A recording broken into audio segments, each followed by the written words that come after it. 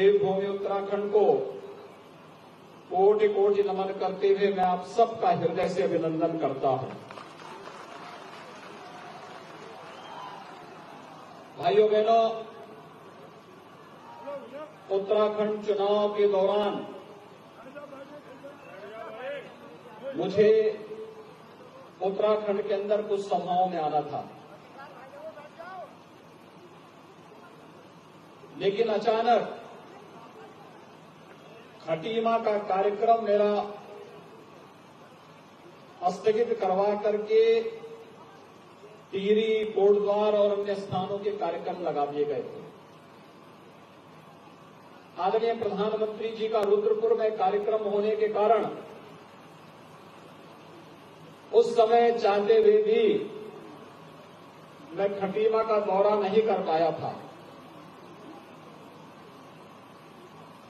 और मुझे इस बात का उस समय हार्दिक खेद था कि अगर हम लोग उस समय एक साथ खटीमा में गए होते तो खटीमा की तस्वीर कुछ और हो गई होती। लेकिन भाइयों बहनों, मैं उत्तराखंड के सभी मतदाता भाइयों बहनों का हृदय से अभिनंदन करता हूं कि आदरणीय प्रधानमंत्री श्री नरेंद्र मोदी जी के नेतृत्व में, उनके मार्गदर्शन में, श्री पुष्कर सिंह धामी जी के यशस्वी नेतृत्व में उत्तराखंड की जनता ने विश्वास करते हुए 2/3 बहुमत से फिर से उत्तराखंड के अंदर भारतीय जनता पार्टी की सरकार बनाई है और उत्तराखंड में मुख्यमंत्री के रूप में श्री पुष्कर सिंह धामी जी का अभिषेक होने के साथ ही ये चंपावत का सौभाग्य है कि आज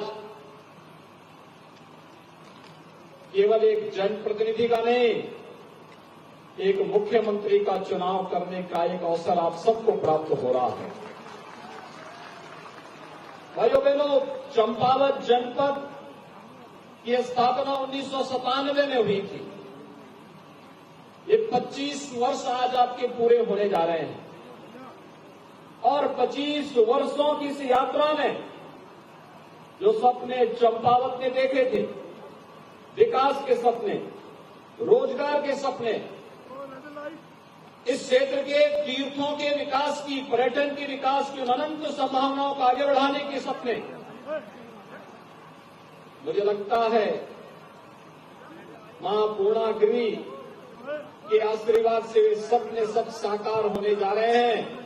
जब चंपावत में प्रत्याशी के रूप में स्वयं प्रदेश के मुख्यमंत्री आपके बीच में यहां पर भारतीय जनता पार्टी के प्रत्याशी के रूप में आए हैं, मैं अभिनंदन करूंगा श्री कैलाश गौतोड़ी जी का, जिन्होंने विकास के लिए स्वतः आगे आकर के श्री पुष्कर सिंह धामी जी को आमंत्रित किया और उन्होंने कहा कि मैं चंपावत से आपको आमंत्रित करता हूं कि आप यहां से आइए, उपचुनाव लड़िए और आपके साथ ही विकास की एक नई धारा चंपावत के अंदर बहेगी। और आज भाइयों बहनों, मेरा सौभाग्य है कि मुझे भी आपके बीच में टनकपुर में आने का सौभाग्य प्राप्त हो रहा है। 25 वर्षों की यात्रा, उत्तराखंड जब 25 वर्ष की अपनी यात्रा पूरी करेगा, उसे यादगार बनाने के लिए चंपावत के पास बहुत कुछ होगा। और भाइयों बहनों, इसलिए कभी भी याद रखना, जब अवसर मिले तो उस अवसर से कभी चूकना नहीं चाहिए।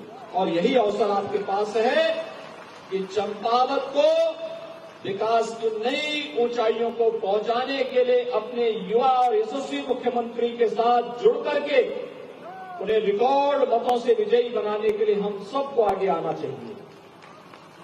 भाइयों बहनों, चंपावत का अपना पौराणिक इतिहास है। कहते हैं कि भगवान विष्णु का कुर्म अवतार इसी क्षेत्र में हुआ था। इस क्षेत्र में गुरु नानक देव जी ने अपना एक विशेष लगाव रखा था और इस क्षेत्र के प्रति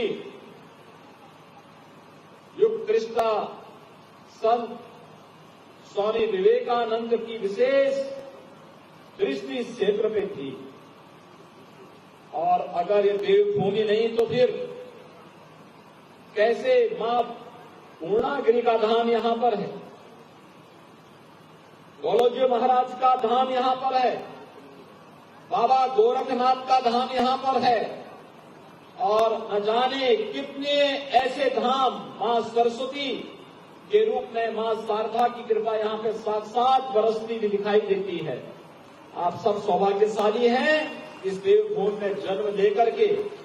आप सबको यहां के माध्यम से देश की सेवा करने का अवसर प्राप्त हो रहा है। भाइयों बहनों, देवभूमि उत्तराखंड के बारे में प्रधानमंत्री मोदी जी बार बार कहते हैं कि जब उत्तराखंड की जवानी और उत्तराखंड का पानी उत्तराखंड से बाहर निकलता है तो देश के लिए उपयोगी बनता है।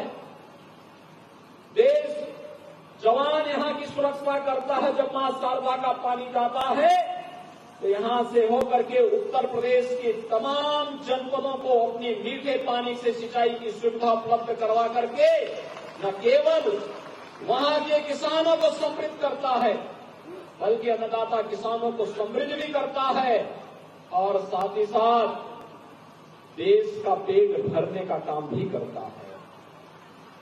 यही तो उत्तराखंड की विशेषता है।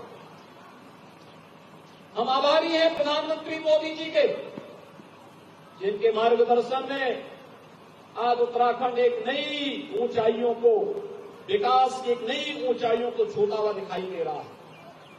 मुझे इसी महीने 3 दिन के लिए उत्तराखंड के प्रवास का सौभाग्य प्राप्त हुआ था।